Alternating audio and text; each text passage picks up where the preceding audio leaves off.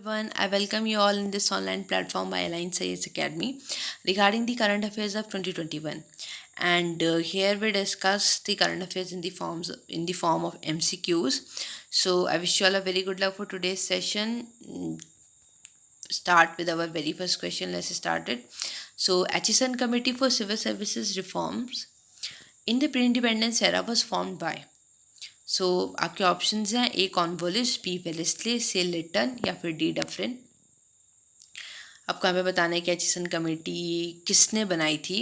ये तो बता दिया यहाँ पे कि सिविल सर्विस के रिफॉर्म्स के लिए बनाई थी, बट आपको ये बताना है कि कौन से वो थे जिन्होंने इसे बनाया था।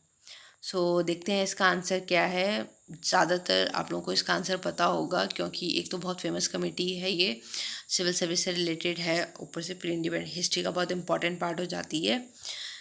तो और दूसरा ऊपर से क्लास में बहुत अच्छे से डिस्कस हो चुका है। सो देखते हैं इसका आंसर क्या। इसका आंसर है डी डफरिन।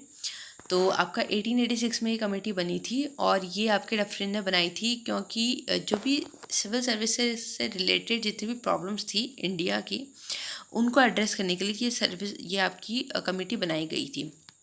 बहुत सारी रिकमेंडेशंस जो थी इस कमेटी ने दी थी, जिसमें से एक रिकमेंडेशन ये थी कि जो वर्ड थे आपके कॉन्विनेटेड एंड अनकॉन्विनेटेड, इनको हटा के आपका imperial and provincial word use किया गया सर्विसेज के लिए। ठीक है, तो ये आपका इंपॉर्टेंट हो जाता है। दूसरा, इस कमेटी ने आपका एज से रिलेटेड काफ़ी इंपॉर्टेंट रिकमेंडेशन दी थी, तो ये भी आपके लिए इंपॉर्टेंट हो जाता है। तो इसके साथ ही अपने नेक्स्ट क्वेश्चन की तरफ बढ़ते हैं। Which among of the following defines the term repo rate. तो पहला ऑप्शन है आपका a specific part of total deposit that is held as a reserve by the commercial bank and is mandated by RBI. Second is the rate of interest that is provided by RBI while borrowing money from commercial bank. And the third one is as a amount of interest that is charged by the RBI while lending funds to the commercial banks. And the last one is none of the above. सो अगर आपको economics के terms का कुछ idea है थोड़ा बहुत भी, तो आप इसको इजीली अटैम्प्ट कर सकते हैं क्योंकि ऑप्शंस काफ़ी क्लियर हैं इसके। सो देखते हैं इसका आंसर क्या है। इसका आंसर है आपका सी, विच मीन्स आपका एक तरीके का इंटरेस्ट होता है जिसे आरबीआई चार्ज करता है जब वो कमर्शियल बैंक्स को फंड्स प्रोवाइड करता है। सो एक एक करके अगर हम इसको डिस्कस करें, सो बेसिकली आपका जो रेपो होता है, ओके, इसको हम रीपर्चेजिंग, ये एक तरीके का रीपर्चेज अग्रीमेंट होता है, ये रीपर्चेजिंग ऑप्शन इसको बोलते हैं, फुल फॉर्म इसकी जो होती है। तो बेसिकली आपका होता क्या है इसमें, जब भी आपका जो आरबीआई है वो कमर्शियल बैंक्स को कुछ फ़ंड प्रोवाइड करेगा, तो उस फंड के बदले वो उनसे कुछ अमाउंट ऑफ इंटरेस्ट चार्ज करता है, और वही अमाउंट ऑफ इंटरेस्ट जो होता है आपका, वो आपका रेपो रेट कहा जाता है। अब वो अमाउंट ऑफ इंटरेस्ट क्यों चार्ज करेगा, अब आप ये समझिए कि क्योंकि जब कमर्शियल बैंक आरबीआई से पैसा लेगा तो क्या गारंटी होगी कि वो पैसा वापस करेगा ही करेगा।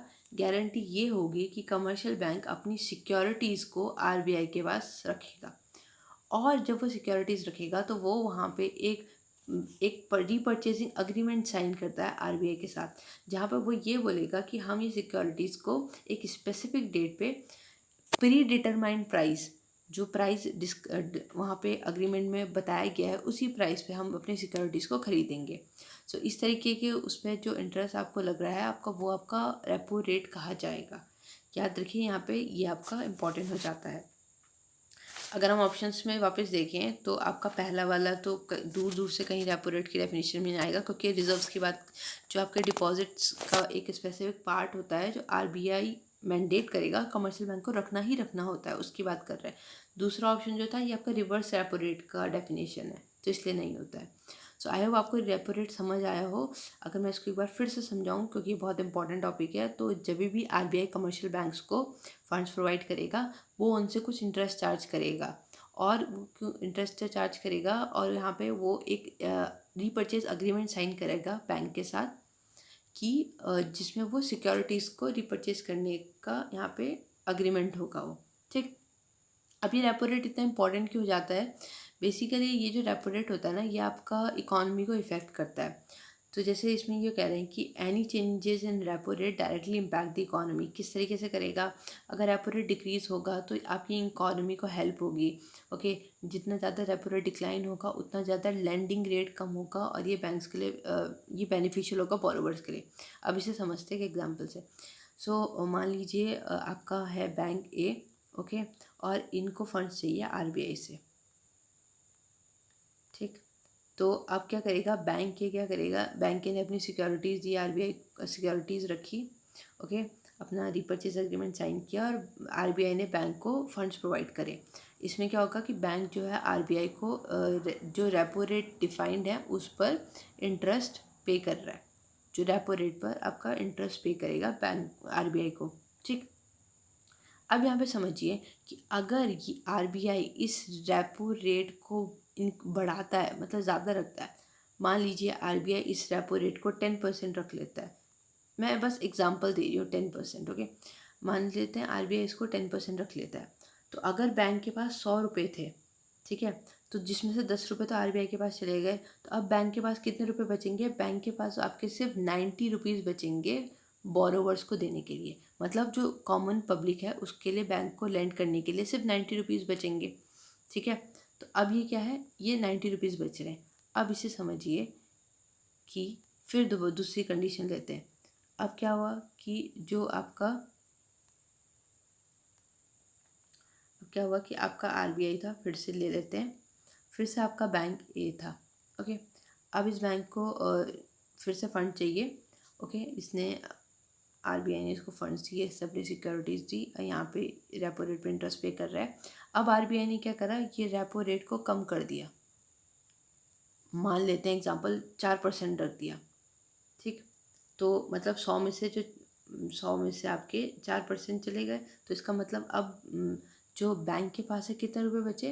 बैंक के पास आपके 96 रुपये बचे बोरोवर्स को देने के लिए। बैंक के पास आपके 96 रुपये बचे, क्योंकि आपका 4% तो आपका आरबीआई के पास चला गया 100 रुपये से। अब ये मैं बहुत ही बेसिक एग्जाम्पल से बता रही हूँ। तो अब अगर हम दोनों कंडीशन लें तो आपका पहली कंडीशन में बैंक ए के पास आपके कितने रुपये बचे थे? 90 रुपीज़ बचे थे, और दूसरी कंडीशन में आपके बैंक ए के पास आपके 96 रुपये बच रहे थे। तो दोनों में से आपका ज़्यादा पैसा किस उसमें बच रहा है? आपका 96 में बच रहा है।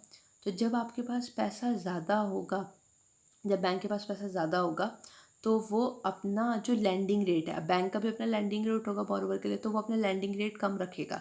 लैंडिंग रेट कम रखेगा तो जहाँ पे एक को लेना होगा वहाँ पे 4 ले सकते हैं। एग्जाम्पल बता रही हूँ बस मैं सिंपल सा। तो ठीक है, और जहाँ पे ऊपर वाले में पैसा कम था इन कंपैरिजन टू, तो लैंडिंग रेट हाई होगा, ठीक है। तो जहाँ पे 4 ले सकते थे वहाँ पे एक ही लेगा। तो ये आपका डिफरेंस हो जाता है इकोनॉमी में, इस तरीके से इसका इफेक्ट पड़ता है। सो इसके साथ अगर आप इसको एक बार पॉज करके पढ़ना चाहते हैं तो पढ़ सकते हैं। इसके बाद हम नेक्स्ट क्वेश्चन की तरफ बढ़ते हैं। Which among of the following is not associated with the seal of Pashupati of the Harappan civilization. आपको बताना है कि हरप्पन सिविलाइजेशन से कौन पशुपति शील जो मिली थी वहाँ से कौन रिलेट नहीं करता है। एलिफेंट, टाइगर, गोट, राइनोसोरस। अगर आपको हिस्ट्री आपने पढ़ी होगी हड़प्पन सिविलाइजेशन तो आपको पता होगा कि पशुपति की जो सील मिली है उसमें आपके एनिमल्स भी दिखे हैं। तो ये वही पूछना चाह रहे हैं कि कौन सा नहीं है। देखते हैं इसका आंसर क्या है। इसका आंसर है आपका सी, विच मीन्स आपका गोट यहाँ पे आपका नहीं था। तो कौन कौन थे आपके? आपके थे यहाँ पे एलिफेंट, टाइगर और राइनो एंड बफेलो, ये आपके पशुपति की सील में दिखे थे। सो आपको यहाँ पे ये आपकी सील है इस तरीके से। आपको यहाँ पे एक चीज़ बतानी है कि पशुपति की, चलो हमने ये तो डिस्कस कर लिया कि पशुपति की सील में क्या कौन कौन से एनिमल दिखते हैं। आपको बताना है कि पशुपति की सील कौन सी साइट से मिली थी। आई नो बहुत बेसिक एक क्वेश्चन है, पूछना भी नहीं चाहिए था, पर चलो एक बार मैं पूछ लेती हूँ। आप प्लीज़ बता दीजिए कमेंट सेक्शन में, अभी पॉज करके लिख सकते हैं।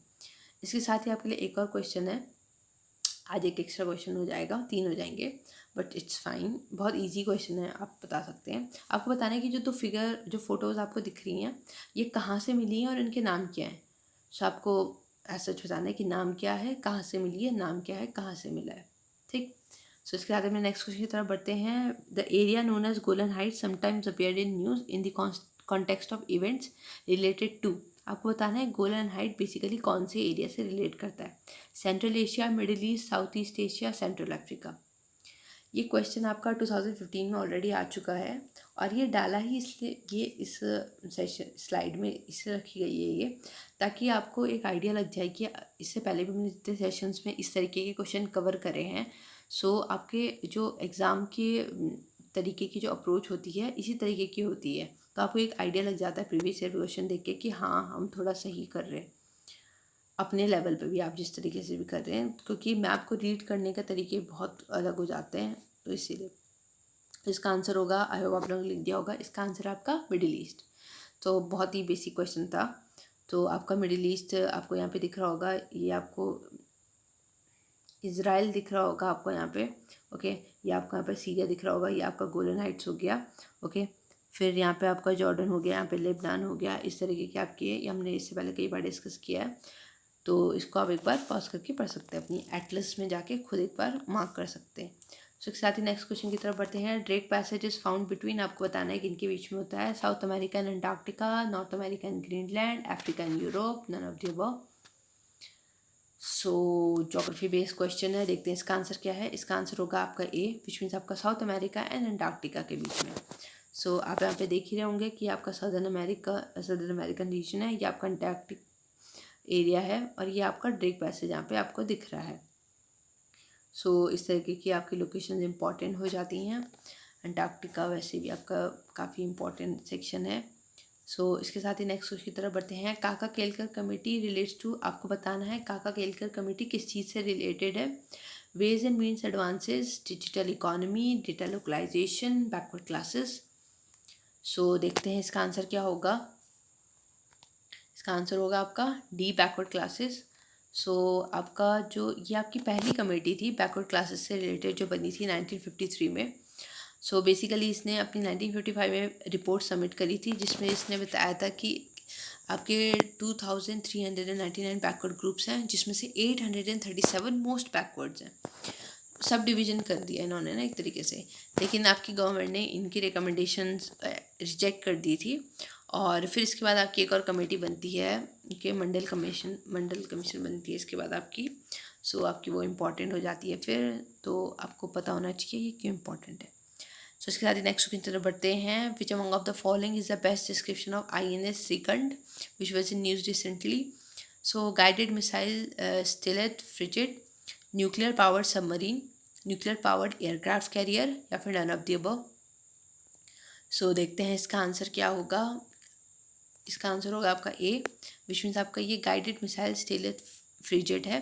सो बेसिकली ये अगर इसको आप थोड़ा सा सिंपल समझ लें तो ये आपकी एक तरीके की नेवी, इंडियन नेवी इसका यूज़ करती है।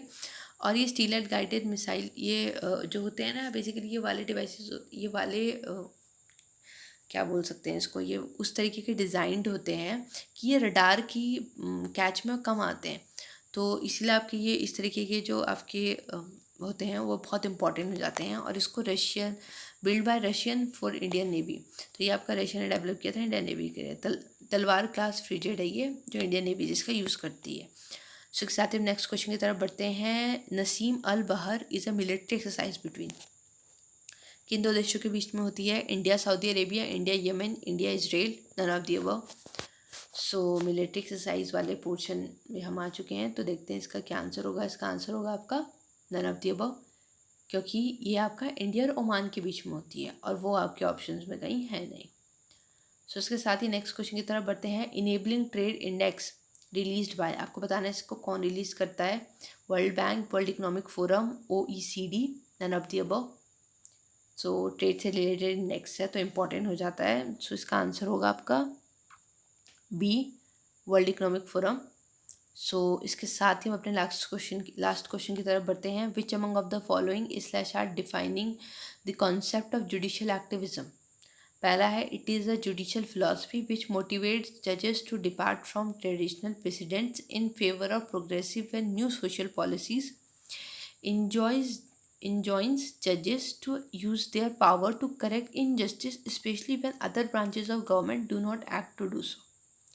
क्या ऑप्शंस हैं, A only, B only, both या नन। सो जुडिशरी हमेशा से ही न्यूज़ का पार्ट बनी रही है अपने नेचर की वजह से, अपनी एक्टिविटीज़ की वजह से। सो इस तरीके के टर्म्स होते हैं वो बहुत इंपॉर्टेंट हो जाते हैं। फॉर एग्जांपल जुडिशियल एक्टिविज़्म हो गया, जुडिशियल ओवररीच हो गया। तो देखते हैं इसका आंसर क्या है। इसका आंसर आपका बोथ फिश मीन्स दोनों स्टेटमेंट सही है। तो अगर आप इसको सिंपल लैंग्वेज में समझें तो जुडिशियल एक्टिविज़्म ये होता है कि जहाँ पे जो जजेस जो होते हैं ना, मतलब बेसिकली जो जुडिशरी होती है वो अपना ट्रेडिशनल जो काम है, मतलब ट्रेडिशनल काम क्या है कि जो भी उनके सामने केस आ रहा है उसको स्टडी करें, उसके रिलेटेड अपना रिजल्ट दें। बट वो इससे आगे बढ़कर वो जो सोशल पॉलिसीज़ हैं और प्रोग्रेसिव सोशल पॉलिसीज़ की तरफ अपना इंटरफेरेंस दिखाएं। ओके, यहाँ पे और यहाँ पे जजेस को, जैसे सेकंड ऑप्शन स्टेटमेंट कहता है कि इंजॉइन जजेस to use their power to correct injustice, कि अगर कोई और ब्रांचेस जो हैं, आपको पता ही होगा कि आपका तीन आपकी ब्रांचेस होती हैं। ओके, एक आपका लेजिस्लेचर होता है, एक आपका एग्जीक्यूटिव होता है और एक आपका जुडिशरी होता है। तो जुडिशियल एक्टिविज़्म में ये देखा जाता है कि अगर ये दोनों जो ब्रांच हैं, अगर इन दोनों से कोई इनजस्टिस हो रहा है तो ये आपका जुडिशियल एक्टिविज़्म में काउंट करके जुडिशरी फिर इसको सही करने का कर सकती है। सो इसलिए आपका जुडिशियल एक्टिविज़्म इंपॉर्टेंट हो जाता है। सो आर्टिकल 142 ऐसा जुडिशियल एक्टिविज़्म बोला नहीं गया, पर जैसे जो पावर्स मिली है ना कोर्ट को, फॉर एग्जांपल आर्टिकल 142 में सुप्रीम कोर्ट को कंप्लीट जस्टिस करने की पावर जो दी गई है, ये एक बता रहा है। तो ये आपका यही आपका जुडिशियल एक्टिविज़्म की तरफ सपोर्ट करता हुआ दिखता है। बाकी अगर हम एग्जांपल देखना चाहें जुडिशियल एक्टिविज़्म के, तो फॉर एग्जांपल आपका केशवनंदन भारती केस हो गया। ओके, तो इस तरीके गोलकनाथ केस हो गया। तो इस तरीके के केसेस जो होते हैं वो आपके जुडिशियल एक्टिविज़्म के एग्जांपल है। PIL का जो कॉन्सेप्ट है ना, पब्लिक इंटरेस्ट लिटिगेशन का, वो भी आपका एक तरीके से जुडिशियल एक्टिविज़्म का एग्जांपल है। सो इसके साथ ही हमने आज के क्वेश्चन के सेशन के एंड पे आ चुके हैं। आई होप आप लोगों को थोड़ा बहुत क्लियर हुआ होगा। कुछ अगर आपकी क्वेरीज हैं तो आप उससे भी कमेंट सेक्शन में लिख सकते हैं। So thank you guys, thank you for participating. अपना फाइनल स्कोर टाइप करना मत भूलिएगा। Thank you for attempting. Stay home, stay safe, stay healthy, stay happy. Thank you so much.